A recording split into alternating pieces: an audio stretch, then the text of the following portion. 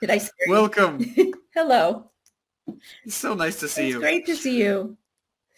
Yes. So I'll be leaving off the air just once more, and your slides will come up in a second. But before, thank you so much for joining. It's a pleasure. My pleasure. It's always a great pleasure to be here with you. And it has been a number of years. We have more and more, our story gets longer and longer, doesn't it? Yeah, I love that. Thank you. So I'm off. Sure. Have a good one. All right. Well, let's get this party started. Um, so the expansive power of story is probably not news to you since you've been here for a while. And my guess is that the story I make up about this community is that we are already story fans, that we're clear theoretically about the power of story. And yet it seems to us, as we talk about story, even with our colleagues, that believe it or not, we might be underestimating the power of story in the way we talk about it. Because we believe, as we define it, what Jerome Bruner, the cognitive psychologist, says, that story is synonymous with meaning, with sense-making, that as human beings, we are storytelling animals at the most fundamental level. And that sometimes when we hear people talking about story, when we see the way story is getting used as a tool in organization, or the way we collectively talk about story and its power, that we are reductive, that we limit the way we think about story or the way we define it in relationship to other kinds of communication. So the story of today, what I am offering to you, is that we can expand both our definition of story and the types of stories that we may have at our disposal and that we advocate for people telling. I want to start with a little different example than I had planned to tell you, because one of the things that we do believe about story is that the question about story, if in fact what I'm saying is true, if this definition of story is that story is meaning and we are meaning making machines, that we are storytelling machines, then what we should be asking when we go into organizations, when we have this conversation about story being culture, and how do we affect our culture with our story, is that really what we're asking is, are we telling the right story for the right moment? What story will have the most impact in context? In fact, we're not asking, should we be telling stories ever? What we're really asking is, what story should we be telling? So, because we're always telling stories. And as I think about that today, and what story do I want to tell you as the example, my context, the story for the day, has changed for me, in that my mother, who is very old and has had a wonderful life, and has been ill for a long time, passed away yesterday. So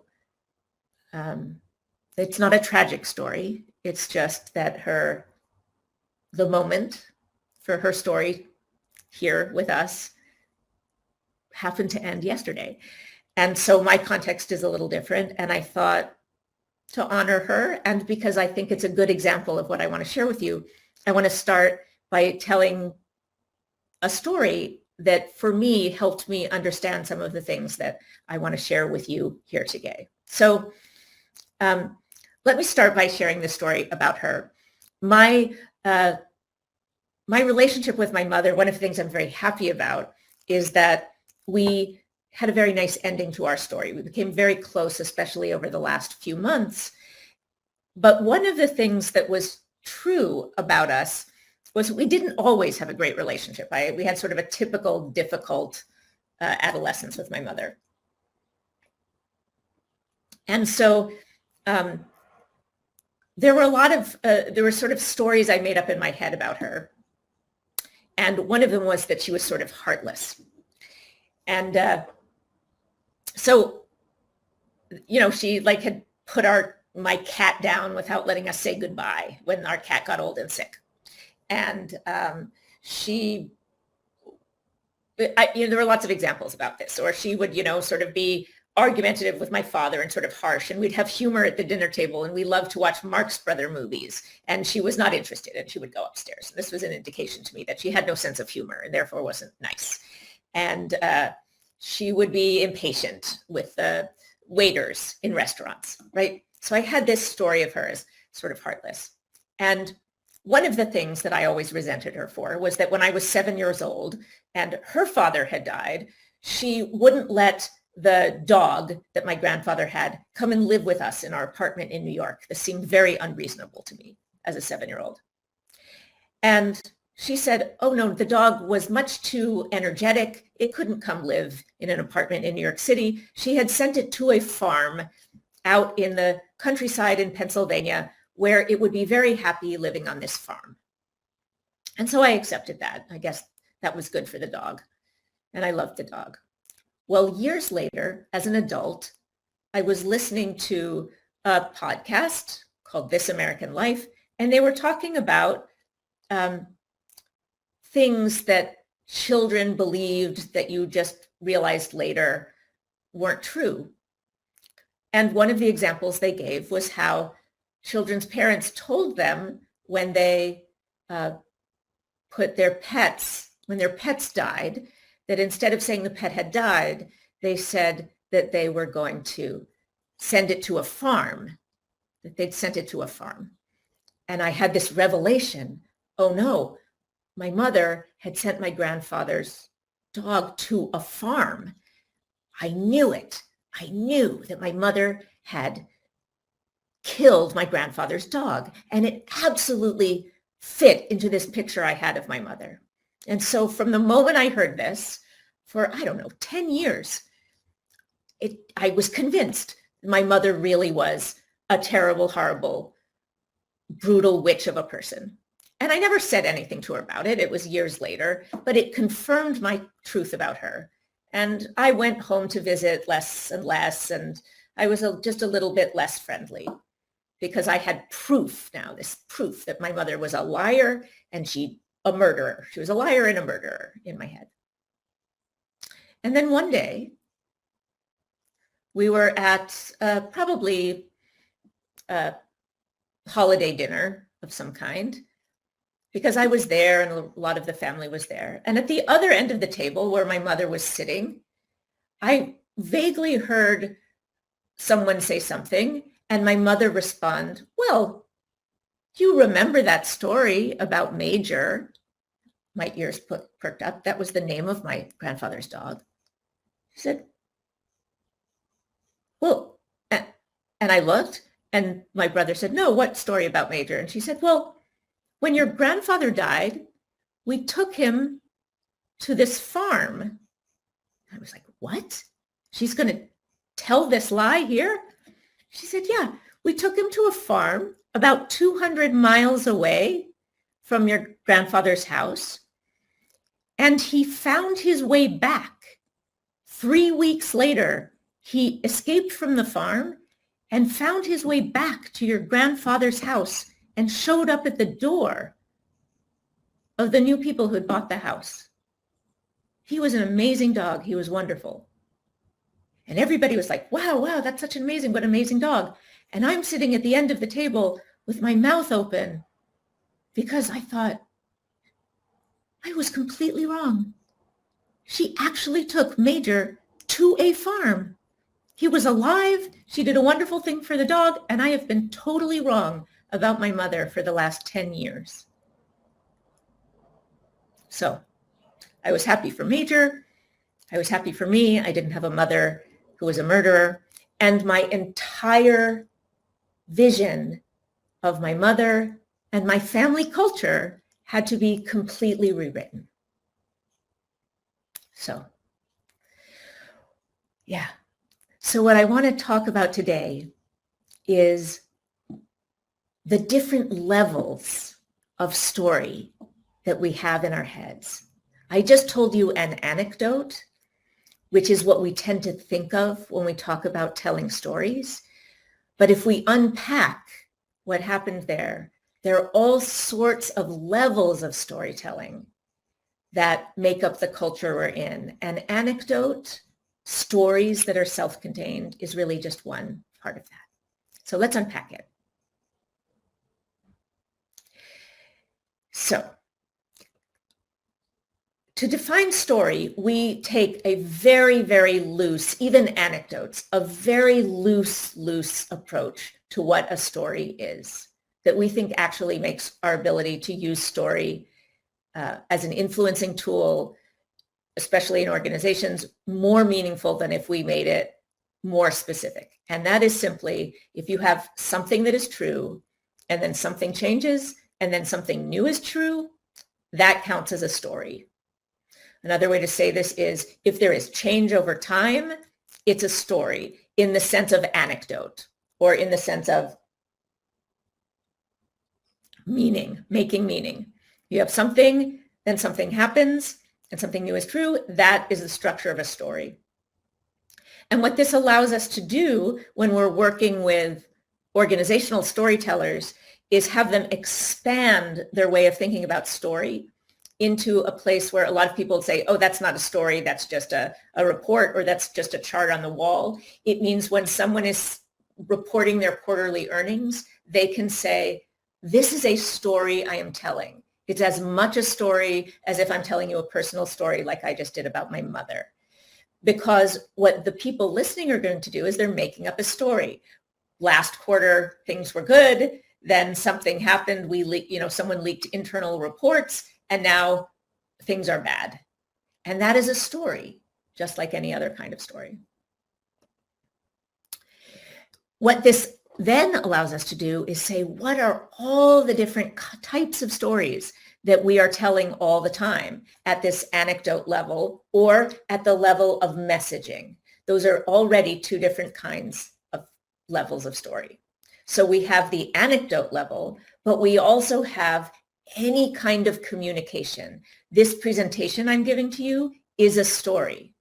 You came in, I'm saying, we typically think of story just as anecdotes. We can also think of story as any kind of messaging or communication that has some kind of, you start thinking one thing, then I communicate to you, now you think or feel something else. That's a story. So whole topic is a story. Embedded inside are little anecdotes that are like ornaments on a Christmas tree, right? Or fractal examples of story within story. And here's some of the things that we can think about in terms of this arc story or these anecdotes, choices we can make. I can tell my own story, like I just told you the story of my mother, or I can tell you someone else's story. For example, I might tell a Steve Jobs story. Once upon a time, Steve Jobs did this. The value of telling my own story is I can tap into empathy, like Chris is saying, right? I can have you get to know me more. I can be vulnerable and model that for you, right? I can establish my own credibility as a storyteller. The value of telling someone else's story is I can gain credibility for them. If I want to talk about brilliant innovation, first of all, I'm not going to brag on myself. You would think that was very immodest. But also, Steve Jobs is going to have a lot more credibility as an innovator than I would in your eyes, I would imagine. I can tell a personal story or a professional story. Sometimes when people talk about storytelling and the power of storytelling, they only focus on personal storytelling. For example, a lot of the stuff that comes out of the Moth Storytelling Hour talks a lot about the great power of personal storytelling, and it's powerful. But you can also tell professional stories and really dive into the power of storytelling. It's just as true for professional storytelling. And sometimes that's what's appropriate. We work a lot with engineers at Meta, Facebook. And if we were just trying to pitch them personal storytelling, they would be right in resisting the power of storytelling and saying, sometimes that's just fluff, or it's not going to convince my fellow engineers. They want to know a rational story, about why this is the best idea. And my saying, well, I feel good about it isn't going to convince them. But if they think about making their case for why their idea is the best idea as storytelling, that can really help them have a better rational beginning, middle, and end argument, and or show their passion about why their idea really has impact. We can tell, even in business contexts, not only factual stories about this is what happens or this is what we believe will happen, but even fictional stories can sometimes be great.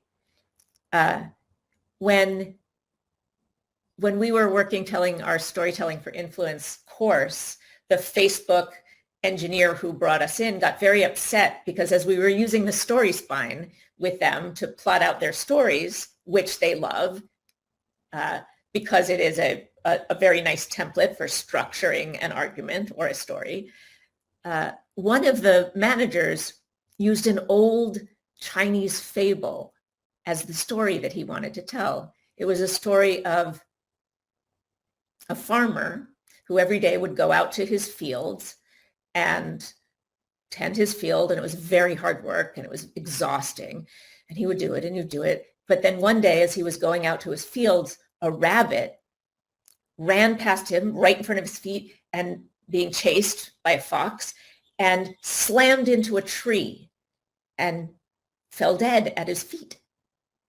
And because of that, he had a really delicious rabbit stew for dinner, and he was able to take the skins into the market and sell them for extra money.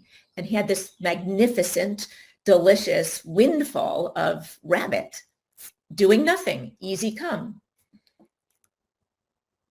So the next day, instead of going into the field and doing the backbreaking work of tilling the soil and gathering the crops for, a pittance of a few vegetables, he sat by a tree and waited for the rabbit to come and run into the tree. And every day, that's what he did after that, until winter came and he had no crops. And it was a very, very hungry, starving winter. And the moral of the story is, of course, don't sit around waiting for rabbits to run into a tree. Even if you have a windfall once in a while, you still have to do the everyday toil of the work. Well, the manager who brought us in was very upset at this. He said, what are you doing? You can't use that story. I want stories that can be practical. But of course, what the room discussed and figured out was it's a great story to tell. Of course you can tell that story. And then it became a metaphor in the culture that everybody can use when people are saying like, yeah, that worked once, but it was just serendipitous. That can't be something we depend on. That was just luck. What is the everyday work that we have to do in our team to make sure that we're going to have results time and again? Stories can be high fidelity or low fidelity. So if I'm working with Facebook engineers and I tell them that story that I just told you, that's a high fidelity story for them because it's about their colleagues in their context. If I tell that story to you, the same story is lower fidelity because unless you yourself are a high fidelity, an engineer working in high tech. If I tell it to physicians, it's lower fidelity as well. If I tell it to a classroom of 7-year-olds, it's even lower fidelity. And there's advantages to having high fidelity stories because the connection is very clear. There's also advantage to telling lower fidelity stories because sometimes if a story is too high fidelity, we can get caught in the details. We know too much. I'm a Facebook engineer and I could say, oh, that would never work with my team because they don't I know them too well, and they would just get distracted and they would start talking about the physics of a rabbit running into the tree, and it wouldn't work with them because they would say, well, that would never happen. The rabbit wouldn't run into a tree. Rabbits don't do that. And so we can get distracted. Or sometimes my husband and I run an improvisational theater company in addition to doing organizational consulting, and he'll come home from teaching an improv class and want to tell me about something that happened. And as soon as he describes the exercise that they were doing and the feedback he gave, I'll start thinking about, well, what feedback would I have given, or debate him on how he set up the exercise, which is not the point of his story, but I know too much about teaching improv or who the student was, and it can get off track because the story is sort of too high fidelity for me, or think I know too much. So you got to be careful sometimes with that. A couple other qualities of stories that we can think about telling are we telling stories about the past or stories about the future? Are we telling positive stories or negative stories? And the way that this often relates to a culture are that we have preferences in cultures. Not only individuals have preferences, but cultures have preferences. So you can have a culture that will only allow people to tell positive stories, sort of connected to what Kathy was just saying in the last session. We can get rigid about what we allow. In the United States, for example, we can have a positivity bias where we're all supposed to be positive all the time and everything's supposed to be good, and don't come to me with problems unless you have a solution.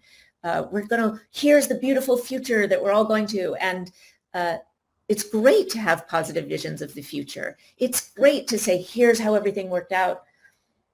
But we cause problems for ourselves if we're not allowed to come and name what's not working, or talk about what might go wrong. We can't be innovative. We can't be honest. We can be exclusionary, right? We can be supporting power structures that don't deserve to be supported if we can't name the truth of what the problems are. On the other hand, we can have cultures that are very negative and always shutting down ideas and not open to innovation, or exclusionary because they're so negative. So again, both as individual storytellers and as a culture, it's interesting to look at where do I tend to, what's my habitual way of telling stories, and where might I want to shift? When might it be really good to say, look, this is happening over and over again. What can we look at, versus when do I need to give a beautiful idea? Maybe take a moment and look for yourself. Tell me in the chat, is there one type of story that you think is your go-to type of story that you use with your team or with others when you're trying to inspire them or motivate them? Where might you want to stretch?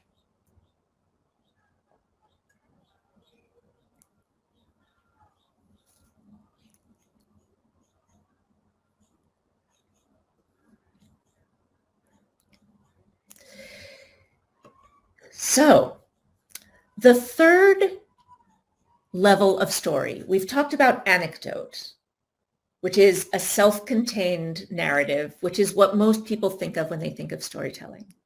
We've talked about messaging, which is when we're trying to influence someone, we're giving a presentation like this, the narrative arc of what we're trying to talk about. The third level of story, and what is probably what we're talking about when we talk about a culture being the stories, is what we label the ambient narrative.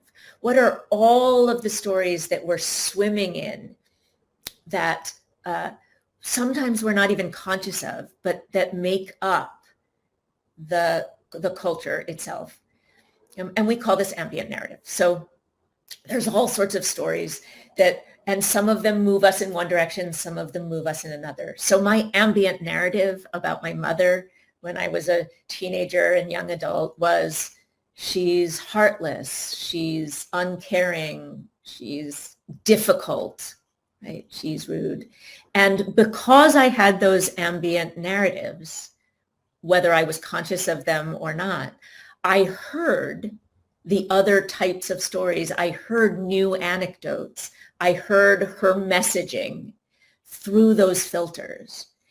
I wasn't hearing them cleanly. I wasn't hearing them from a neutral place. It's impossible to be blank slates. I was hearing them with those filters in mind, and they changed the meanings of those stories. Right? The same thing happens in any culture. Right? So what's important, what can be helpful, is to recognize that those exist. right? It happens in politics. A new candidate comes up. They are, whoever they are, they're coming into a system and they come with their history of who they are. And that's why when you have their opponents telling stories about them, those stories stick or don't stick, right? When we meet people, we have associations to, oh, this reminds me of someone from my past or someone who looked like you, right? And we project onto them ambient narratives we have about them. Companies have reputations, they have values on the wall. Do we believe those values or not? How are we operationalizing those values or not? When companies change their values, how do the old values influence what people do? When you acquire organizations, how do the old values of those organizations influence how the people who worked there engage with the new values as they're coming in? Nobody is a blank slate. So if we put all of these things together, what happens is as you start to tell your story, your messaging, whether it's an anecdote or a presentation. So I'm telling you this presentation now. I want you to think about stories in this expansive 3-level way. If you are a storytelling expert and you define story as a personal anecdote, and that is what story is, and other kinds of communication that don't have all of these specific characteristics are not story. You have an ambient narrative that pushes against what I'm saying. It's going to be harder for me to convince you and get you to my goal of defining story in an expansive way, where story is just meaning so that people have this expanded way of looking at story. It will be harder for me to convince you than it would someone coming with no skin in the game, right? There will be more ambient narratives pushing against what I'm saying, more headwinds, if you will, to get you to that goal. I'll need to know that if I want to convince you, that audience. If my mother wants me to believe that she is a pet-loving, big-hearted softie, she was going to have to do more than just say, oh yeah, I sent the dog to the farm, given our history and the fact that she had a sort of peevish, stubborn, adolescent teenager to deal with, right? Than if she was just talking to her friend over coffee. We can think of it this way. Some of these stories in the ambient narrative are neutral, some of them are opposing, and some of them are supportive. The more conscious we are about picking out those ambient narratives and aligning them, then when we come with a specific message, a specific narrative arc towards some goal where we're trying to influence people, then we can be specific about what do we need to put into our message right now? What do I need to include so that I can get clear about how do I craft my narrative arc? What specific details do I put in so that I can have the logos and the ethos and the pathos in my argument, in my story, as Aristotle would say, to move this along. And within my desired message, part of that logos, ethos, and pathos can be the specific anecdotes, like my story about my mother, that I include. So we've got anecdotes, we have the main story or message, and then we have our ambient narrative.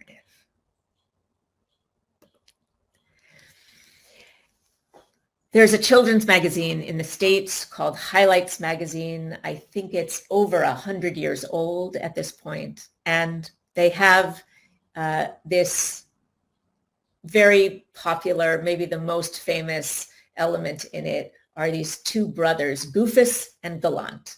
And you can go back over the years and see all of the sort of ambient narratives in the United States about manners, about what is appropriate, what is polite or not polite in terms of Goofus and Gallant. And Goofus is the bad brother who always does everything wrong, and galant is the good brother who always does everything right.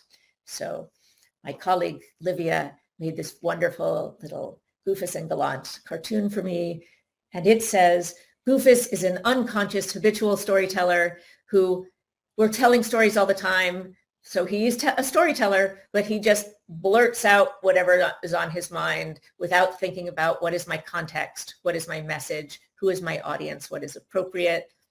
He just blurts. Gallant, on the other hand, is a conscious, deliberate storyteller who thinks, what are the current ambient narratives in my culture? What is it that is aligned with what I want my intention to be? What is pushing against it that I have to be aware of? What is the narrative arc of my message? What is the moral of my story that I'm driving to? What is true? What can I influence for what I want to be true?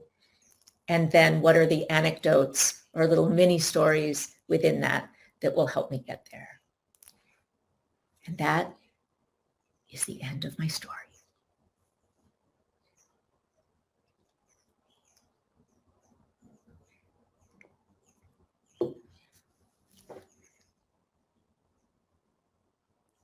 What do you think, Artem? Should we take some questions? We definitely should. It was awesome. Thank you so much. And I have no words. I mean, thank you for sharing despite these things happening. And thank you for staying strong and in your story, in your life. It was lovely. Thank you. Thank you. I'm happy to be here. Yes. So, guys, if you have questions to Kat, please let me know in the chat, and I'll be sending some links to Kat so you can connect. And by the way, while we're waiting, I have a small question myself. So, this idea, the stories and anecdote is pretty basic. Yep. Well, everyone pretty much knows about it. But which of these forms of story do you find most difficult to understand for people who are not in the story world?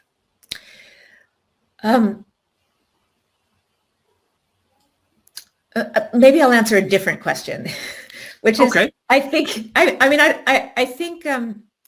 probably the answer to that is ambient narrative is a little difficult because in some ways we're fudging, ambient narrative